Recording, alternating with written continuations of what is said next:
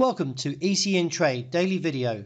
Before we begin, it should be noted that any advice is of a general nature only and that your personal circumstances have not been taken into consideration.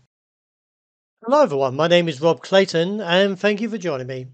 Well, since rebounding on Friday from the 60-day simple moving average, the bulls are navigating the market higher and now reaches the 66 cents, with the top side target now exposed towards a level around 66.25 onto 66.75 and the broader objective at 67 plus. Any pullback is likely to find good support around 65.5, where the 60-day simple moving average is. And if the technicals can hold, and keeping an eye on this ADX and they all marry up, should support the bullish case.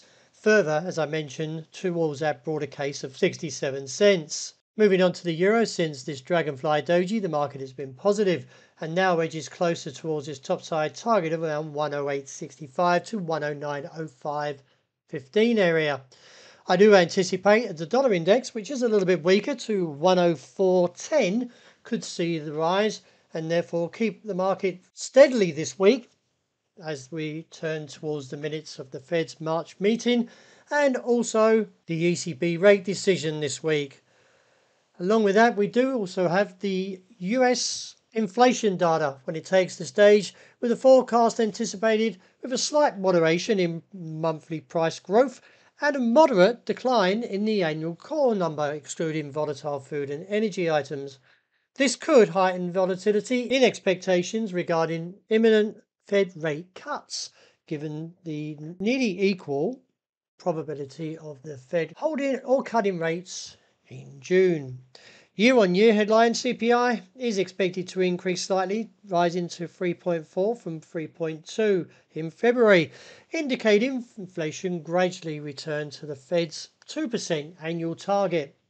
Any pullback for the euro finds support around 107.75.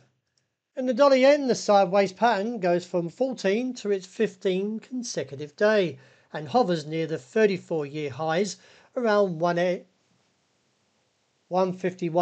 to 152 figure. This is also seen as the Bank of Japan's designated intervention area, but we've seen little as of yet. Well, there was some divergence and the technicals are somewhat lackluster to support any gains beyond 151.80 to 152. So therefore, I'm still waiting for this confirmation of this engulfing candle. And if we do see a break from this engulfing candle, then I do view the break of 150.5 to confirm the downward target to 149. While trading dollar yen, traders should adjust strategies according to their risk management. Due to the indicators being somewhat mixed, volatility could heighten, and therefore being prepared for the unexpected, still keep a very close watch in how the market moves around this area as I mentioned. Sterling remains firm, or more to the point, steady since its rebound from Friday and looking up towards 126.60 on a break there, onto 127.5 to 128.